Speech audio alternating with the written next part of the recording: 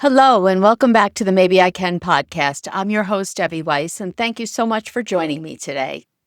So, today we're going to talk about how to prioritize when everything feels important.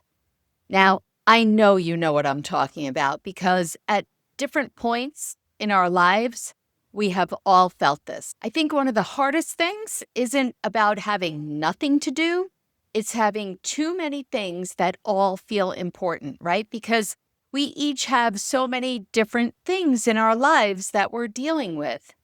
It could be your business or your job. It could be, not that I'm talking about myself, but I think I am, answering your emails, your chores, having to go to the supermarket, the cleaners, the pharmacy. Maybe it's prioritizing your relationships with your partner or your friends or your family. So different obligations and things like you just feel like you should be doing. Oh, that is me. I always feel like I should be doing something else. And I hate to say it, but even before I just pressed record on this podcast, I have been sitting down at my desk for 3 hours now. And instead of doing what I'm going to tell you to do, I did just the opposite. I went in a different direction. Why? Because that's where my heart wanted me to go instead of being focused on really what I needed to do now, today, which was record this podcast. So, why does this feel so hard? I think we think that it's a time problem. I think it is actually an emotion problem. Because just like I was saying, maybe something's more important to you than something else. Like for me, right now, my children's book is really on my mind.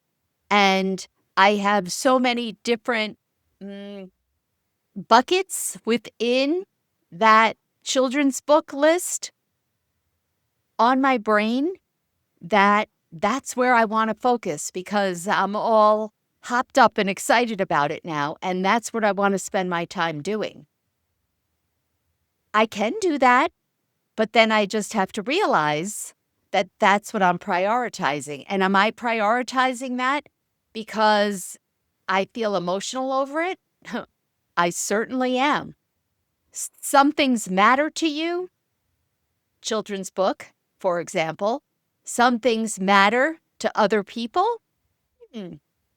Possibly going and doing the grocery shopping, I think probably matters to my kids. I know they could be doing the grocery shopping. Ben does sometimes do it, but he's working full time now and just learning how to manage it all. So for now, it's my deal. Some things might feel like obligations. Maybe you do feel obligated to go do something social when you don't really want to. Some things feel like opportunities. Okay, another thing, just so you know, I have this idea of something that I want to create that I think that can be helpful for you.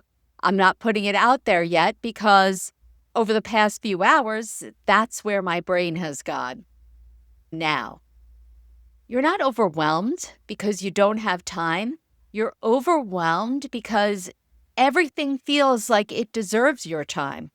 And it possibly does deserve your time. But we know that we can't do it all right now. So the question becomes, how do we prioritize? Because prioritizing is really about choosing, right? When you say yes to something, you're always saying no to something else. And we have to learn to do that, I think, without always second guessing and feeling like we're disappointing people or we're missing out, or maybe that we're making the wrong decision. In my case, maybe I feel like I'm not getting to where I want to go fast enough. So I want to do everything necessary to get me there faster, as opposed to choosing other things. So instead of choosing, we try and do everything. And I don't know about you, but sometimes when you try to do everything, you do nothing, or you do nothing productively, right? It could be, oh my gosh, I'm so overwhelmed. I don't know where to start. So you know what? It's just a lot easier if I just sit on the couch, watch TV, scroll through my phone, numb out mindlessly by having a snack, whatever it looks like for you. We've all been there. And sometimes that could be okay, but on a regular basis, we don't want that.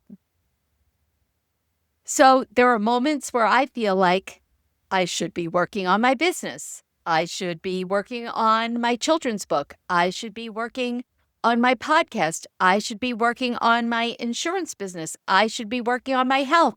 I should be working on strengthening my relationship with my friends and family.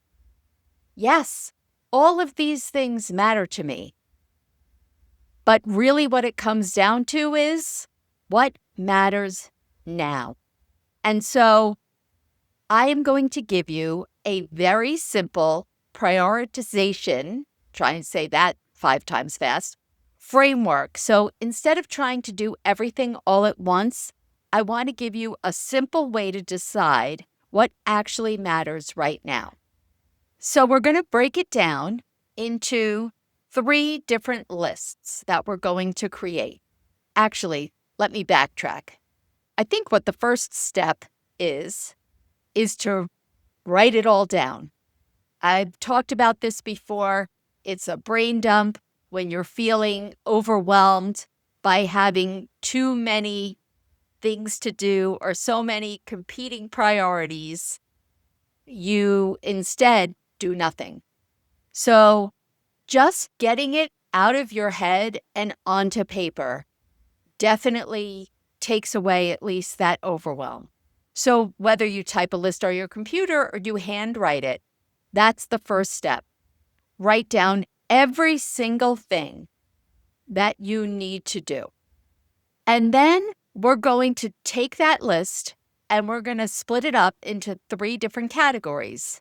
Now, next, or not now. Now are things that really demand your attention right now. In order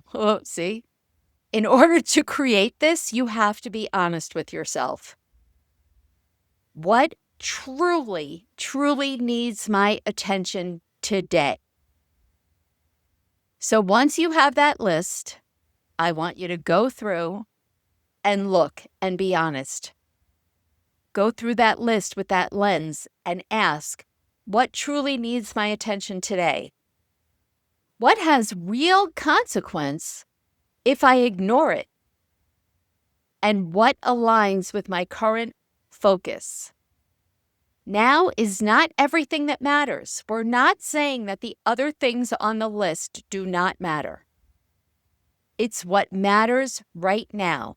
So what needs your attention today? What aligns with your current focus?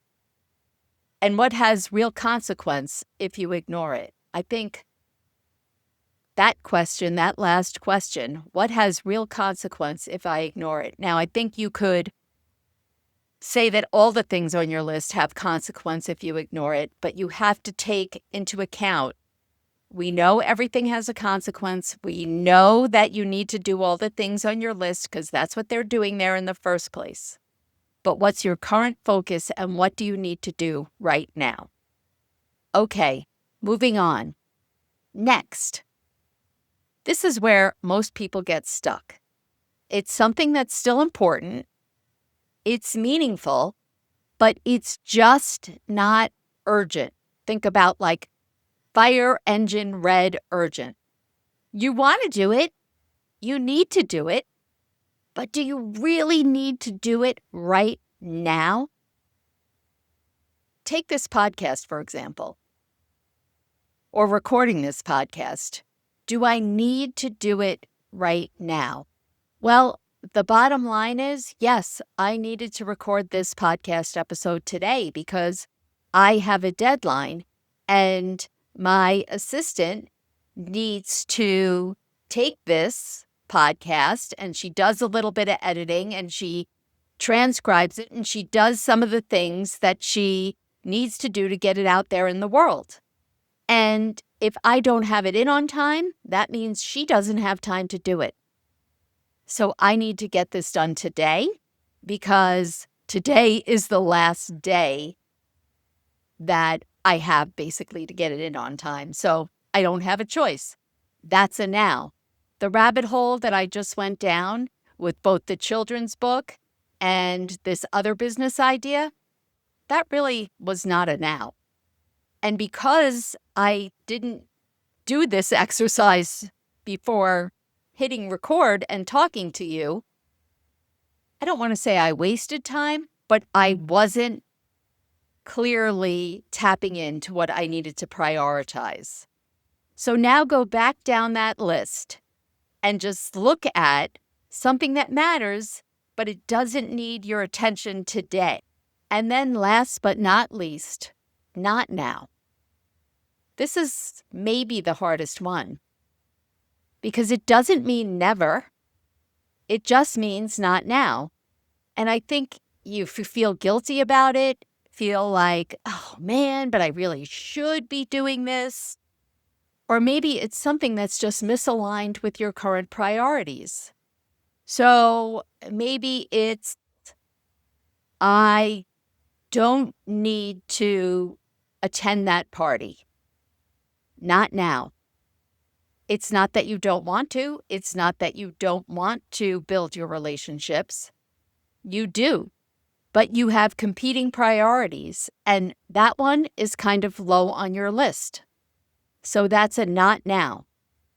You cannot put everything in the now column, which I think is what we want to do.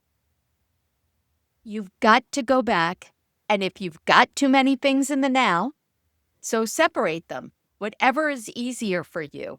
You can either, be on Word or Google Doc or however you do it and move some things around, or if you're more comfortable with pen and paper, once you have that master list and you've, labeled things now, not now, and next, then go and take another piece of paper and make your now, next, and not now lists so that you clearly have them aligned in front of you. And you know what?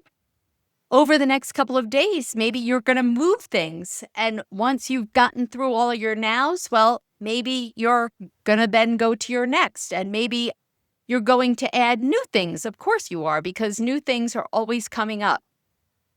Prioritizing, it's not about getting more done. It's about deciding what matters enough to be done now. Here's the hard part, or here's what makes this hard. When we're doing this, you're second guessing.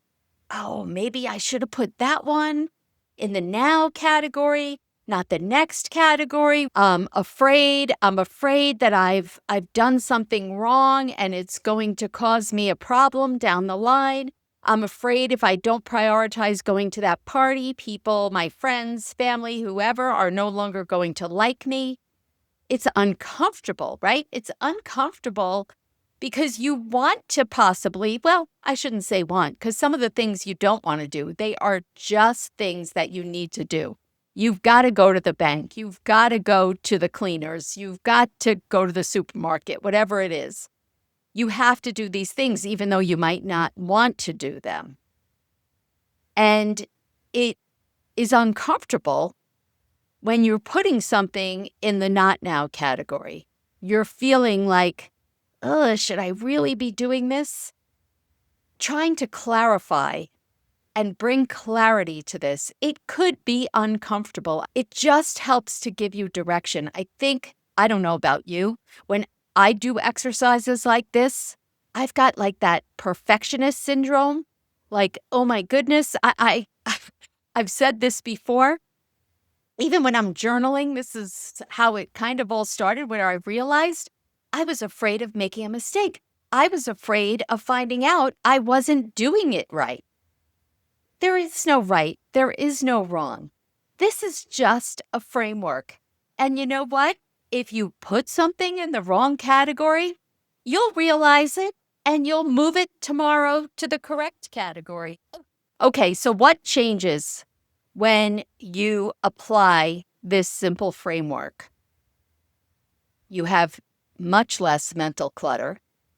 You become more focused. I think you gain a sense of peace because you've got a plan, you've got a framework, you can see it all in front of you, and you have better follow through.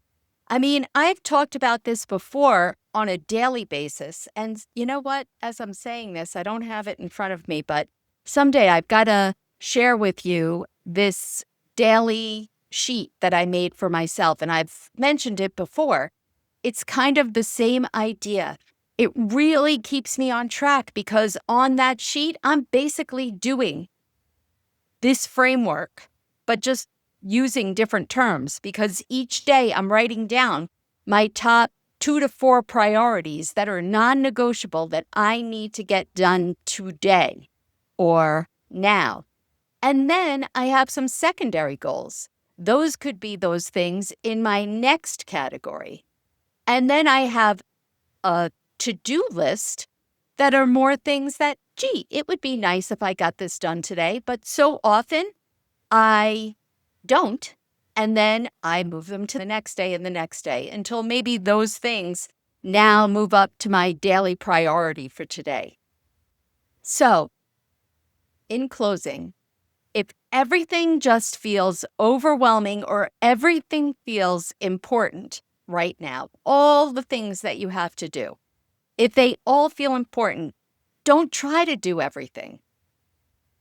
Decide what matters now, what matters next, and what's not for right now. Your life doesn't change when you do more.